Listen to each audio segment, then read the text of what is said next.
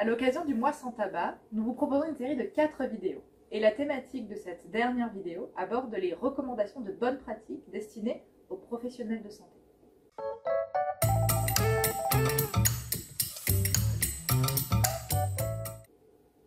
Le tabagisme chronique est la première cause de mortalité évitable en France.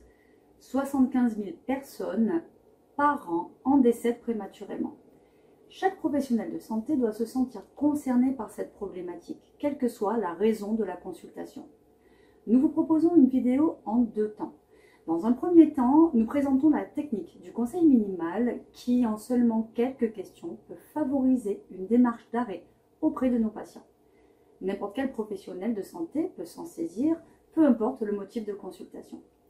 Dans un deuxième temps, nous nous adressons plus particulièrement aux professionnels spécialisés dans la prise en charge du tabac. Nous développons les recommandations de bonnes pratiques éditées par la Haute Autorité de Santé dans le référentiel tabac de 2014. Donc, vous êtes professionnel de santé. Vous recevez un patient, peu importe le motif de la consultation. Vous pouvez faire du conseil minimal. Il est important de poser systématiquement la question à notre patient. Êtes-vous fumeur? Et si oui, avez-vous déjà envisagé d'arrêter de fumer?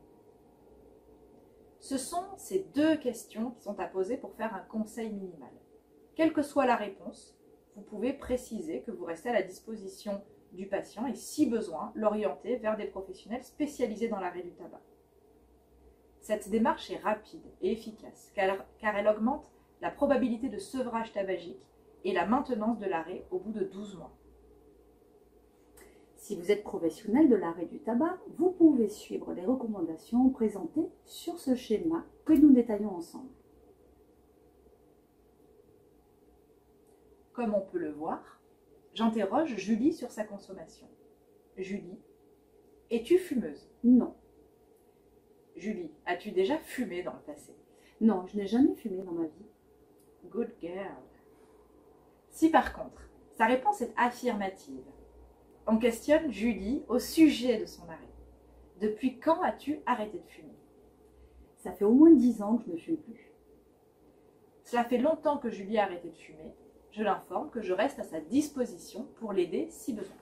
Alors maintenant, si l'arrêt est plus récent, je la questionne au sujet des bénéfices acquis depuis son arrêt. Si elle ressent toujours des envies de fumer. Je l'informe que je reste à sa disposition pour l'aider à prévenir toute rechute. Dans le cas où notre patient nous répond qu'il fume actuellement, nous faisons dans un premier temps du conseil minimal, à savoir, Pauline, tu me dis que tu fumes actuellement. As-tu déjà envisagé d'arrêter de fumer?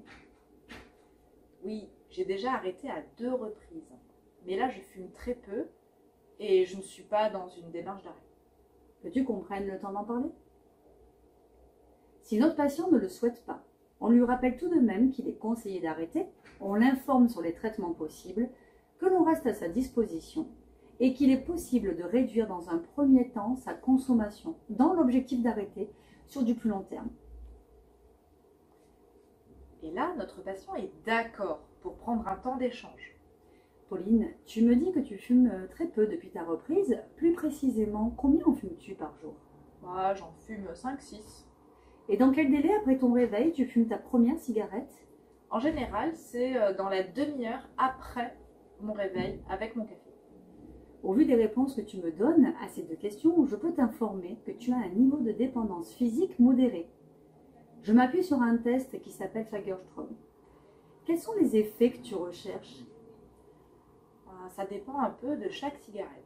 La première, elle me booste un peu. Mais en rentrant du travail, quand j'arrive chez moi et que j'allume une cigarette, c'est de la détente que je recherche. Celle du soir, elle m'aide plus à mettre un terme à mon repas. Avec ces 3 questions, on a évalué de manière minimale le niveau de dépendance physique. On cherche aussi à identifier les attentes et les croyances de Pauline autour de la cigarette. On donne un conseil d'arrêt en lui présentant les différents types d'aides possibles. Les traitements de substitution nicotinique, par exemple, en lui rappelant d'ailleurs que leur prise limite la prise de poids ou que les thérapies cognitivo-comportementales peuvent aider à rompre avec les habitudes acquises et développer d'autres stratégies pour se détendre, par exemple, se booster ou mettre fin à son repas. On évalue ensuite sa motivation par les questions suivantes. Pauline, qu'est-ce que t'apporte le fait de fumer? On cherche ici à identifier avec la personne les bénéfices de sa consommation actuelle.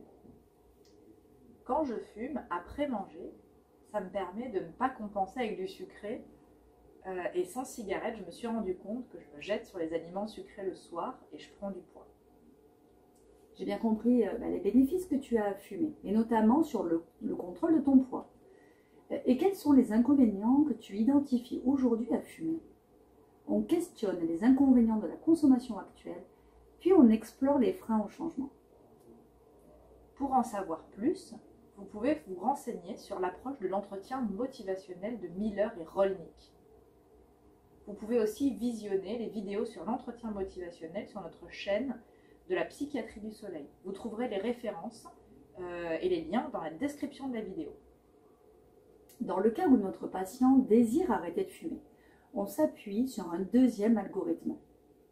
C'est l'algorithme idéal. I pour le stade d'intention, D pour décision, E pour élaboration, A pour le stade d'action et enfin L pour liberté. Notre patient a l'intention d'arrêter. On l'aide à explorer son ambivalence, à évoquer ses craintes et les bénéfices d'un arrêt. On s'appuie sur l'approche de l'entretien motivationnel dont nous venons de parler. Sa décision est prise. On élabore alors un plan de changement. Le patient se fixe la date de l'arrêt. On l'informe des différents traitements disponibles. On s'appuie sur la psychoéducation en lui apportant de la connaissance sur l'addiction au tabac, le sevrage tabagique, etc. Le patient passe à l'action. On l'accompagne dans la mise en place d'une prise en charge adaptée à ses besoins. Ça peut être l'introduction d'un traitement de substitution nicotinique, d'une thérapie cognitivo-comportementale. Pour aller plus loin sur cette phase-là, vous pouvez consulter la vidéo Phase thérapeutique et TCC des addictions sur notre chaîne YouTube. Au stade liberté, on s'appuie sur les techniques de prévention de la rechute. L'objectif est 1. De maintenir et consolider son abstinence. 2. Apprendre à faire face aux faux pas. Dans les cas de rechute, il est primordial d'analyser les situations de reprise de la consommation et de renforcer la motivation de notre patient à de nouveau se sevrer. Prochainement sur notre chaîne YouTube, une vidéo spécifique sur la prévention de la rechute vous sera proposée. En attendant, vous pouvez consulter le modèle de référence de Marlatt et Gordon de 1985 sur la prévention de la rechute. Nous espérons que cette vidéo vous permettra de développer et renforcer vos pratiques professionnelles. Pour plus de précision, vous pouvez consulter toutes les références et les liens dans la description de cette vidéo. Nous vous souhaitons une bonne continuation et n'oublions pas que nous sommes tous concernés par le tabac. À bientôt. À bientôt.